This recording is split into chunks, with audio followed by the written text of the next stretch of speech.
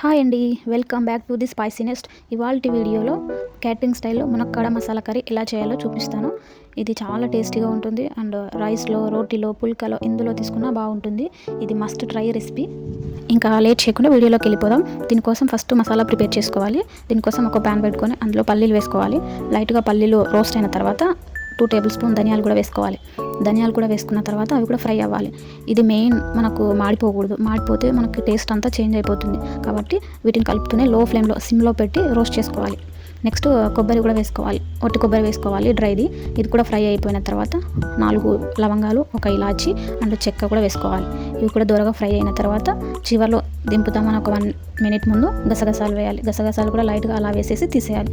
తీసి వీటిని చల్లారిన తర్వాత మిక్సీలో వేసి కొద్దిగా చింతపండు వేసి పల్స్ మోడ్లో గ్రైండ్ చేయాలి. నెక్స్ట్ కాస్త వాటర్ వేసి మెత్త పేస్ట్లా చేసుకోవాలి.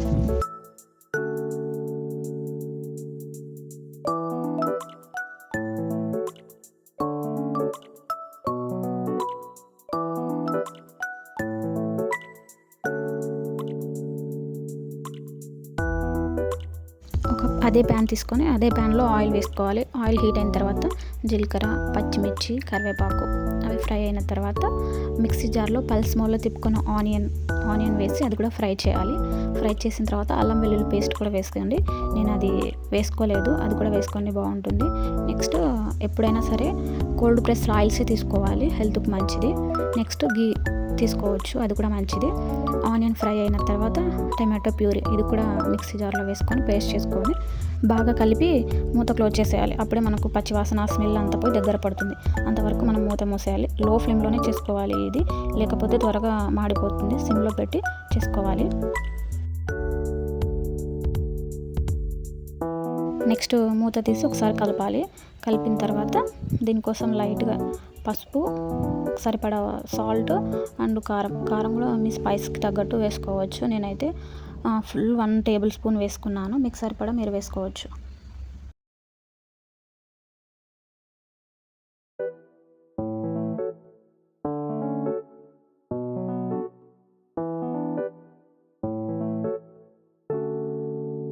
వేసుకున్న ఉప్పు, కారం, పసుపు అవి కూడా ఫ్రై అవ్వాలి. కలిపి మూత పెట్టాలి ఒక 1 to 2 మినిట్స్. నెక్స్ట్ కట్ చేసుకొని నీట్గా వాష్ చేసుకున్న మునక్కాడలు కూడా వేసి ఫ్రై చేయాలి. ఇవి ఫ్రై అవ్వాలంటే కలిపేసి మూత పెట్టేసేయాలి ఒక 5 మినిట్స్ వరకు. నెక్స్ట్ మునక్కాడలు ఎక్కువ రోజు స్టోర్ చేసుకోవాలనుకుంటే తెచ్చుకున్న రోజు మునక్కాడలు కట్ చేసుకొని నీట్గా కట్ చేసుకున్న తర్వాత ఆయిల్ అప్లై చేసి ఒక ఎయిర్ కంటైనర్లో వేసి మూత పెట్టి ఫ్రిడ్జ్లో పెట్టుకుంటే మనకు ఒక 10 డేస్ వరకు ఫ్రెష్గానే బాగుంటాయి. కావాలనుకున్నప్పుడు తీసి వాష్ చేసుకొని కుక్ చేసుకోవచ్చు. నెక్స్ట్ కుక్ అయిన మునక్కాడల్లో మనం ఫస్ట్ ఫ్రై చేసుకున్న పేస్ట్ ఉంటుంది కదా, ఆ పేస్ట్ యాడ్ చేసుకోవాలి. మీరు ఇందులో జీడిపప్పు కూడా పేస్ట్లో వేసుకుంటే టేస్ట్ ఇంకా బాగుంటుంది. మీ దగ్గర జీడిపప్పు ఉంటే కూడా యాడ్ వేసుకోండి. నేను దాంట్లో మిస్ అయిపోయింది. ఈ పేస్ట్ కూడా వేసి కలిపి లిడ్ క్లోజ్ చేసేయాలి. మధ్యలో కలుపుతూ ఉండాలి, లేదంటే కాస్త మనకి కింద అడుగంటుతుంది.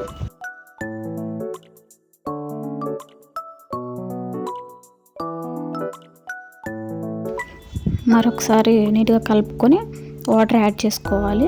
నేనైతే 1 కప్ యాడ్ చేసుకున్నాను. అంటే అవి ఫ్రెష్గా ఉంటే మనకి 1 కప్పే సరిపోతుంది. లేదు ఎక్కువ మందంగా ఉన్నాయంటే 2 కప్స్ యాడ్ చేసుకోవాలి.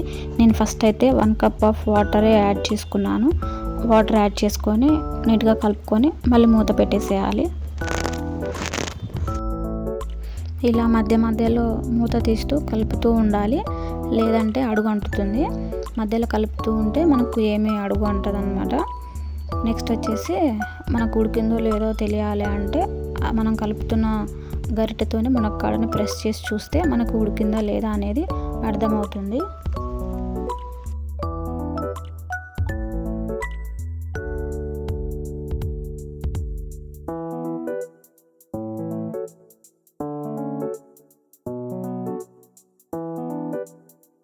నేను గరిటెతోనే ప్రెస్ చేసి చూశాను కదా, అది కాస్త ఇంకా 50% వరకు ఉడికింది. ఇంకా 50% ఉడకాలి. మూత పెట్టి ఉడికించాలి. ఇప్పుడు మళ్ళీ మూత తీసి చూస్తున్నాను. ఇప్పుడు బాగా కుక్ అయిపోయింది, చాలా సాఫ్ట్గా ఉంది. ఇంకా మనకి రెడీ అయిపోయింది. ఇది చపాతీ, పుల్కా, రోటీ అండ్ వేడి రైస్లో కాస్త గీ వేసుకుంటే ఇంకా బాగుంటుంది.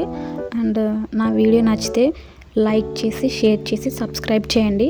ఇలాంటి ఎన్నో వీడియోస్ కోసం బెల్ ఐకాన్ని ట్యాప్ చేయండి. ఎలా ఉందో ట్రై చేసి రెసిపీని కామెంట్లో షేర్ చేయండి. బాయ్.